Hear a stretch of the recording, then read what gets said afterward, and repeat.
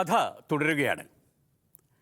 1952 ഒന്നാമത്തെ പൊതുതെരഞ്ഞെടുപ്പിൻ്റെ തുടർ ചലനങ്ങളാണല്ലോ പറഞ്ഞു വരുന്നത്. കോൺഗ്രസ് ഭരണകക്ഷിയും കമ്മ്യൂണിസ്റ്റ് പാർട്ടി പ്രധാന പ്രതിപക്ഷ പാർട്ടിയുമായി മാറി. മറ്റു പാർട്ടികളുടെ കാര്യം കഷ്ടമായിരുന്നു. തെരഞ്ഞെടുപ്പിലെ ദയനീയ തോൽവി സോഷ്യലിസ്റ്റ് പാർട്ടിയുടെ നേതാക്കളെയും കിസാൻ മസ്ദൂർ പ്രജാ പാർട്ടിയുടെ നേതാക്കളെയും ചിന്തിപ്പിച്ചു. അവർ ചിന്തിച്ചു, ഇരുന്നു ചിന്തിച്ചു. ഒന്നിച്ചിരുന്ന് ചിന്തിച്ചു എന്ന് പറയുന്നതാവും കൂടുതൽ ശരി. ഒന്നിച്ച് പ്രവർത്തിക്കുക എന്ന ആശയത്തിലാണ് അവർ എത്തിച്ചേർന്നത്. ആദ്യം രണ്ടു പാർട്ടികളുടെയും എംപിമാർ ലോക്സഭയിൽ ഒരൊറ്റ ബ്ലോക്കായിരുന്നു.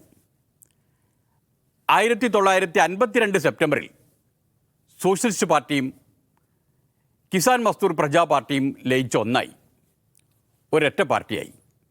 പേര് Praja socialist party, PSP. Acharya Kripalani PSPയുടെ ചെയർമാനായി. ഡോക്ടർ രാം മനോഹർ ലോഹിയ ജനറൽ സെക്രട്ടറിയുമായി. 1-2 വർഷം കഴിഞ്ഞപ്പോൾ 1954 തിരുകൊച്ചി നിയമസഭയിലേക്ക് തെരഞ്ഞെടുപ്പ് വന്നു. തെരഞ്ഞെടുപ്പ് വന്നപ്പോൾ കമ്മ്യൂണിസ്റ്റ് പാർട്ടിയും PSPയും സഖ്യമുണ്ടാക്കിയാണ് മത്സരിച്ചത്. വോട്ടെടുപ്പ് കഴിഞ്ഞപ്പോൾ PSP കമ്മ്യൂണിസ്റ്റ് പാർട്ടിയെ വിട്ടു.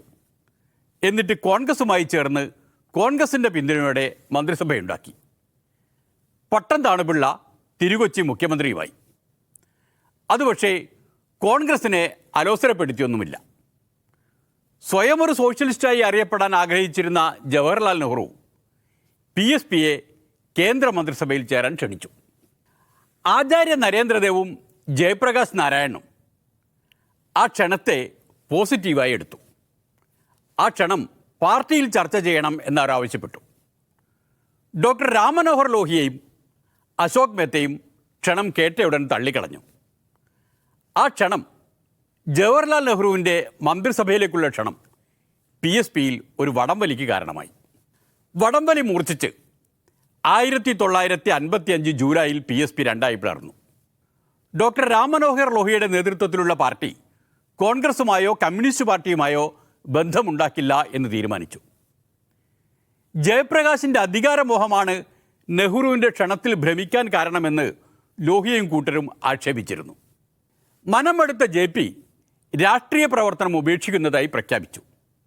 എന്നിട്ട് സർവോദയ പ്രവർത്തനത്തിലേക്ക് തിരിഞ്ഞു. അങ്ങനെ ഇരിക്കുമ്പോഴാണ് രണ്ടാമത്തെ പൊതുതെരഞ്ഞെടുപ്പ് വരുന്നത്, 1957. ആ കഥ നാളെ പറയാം.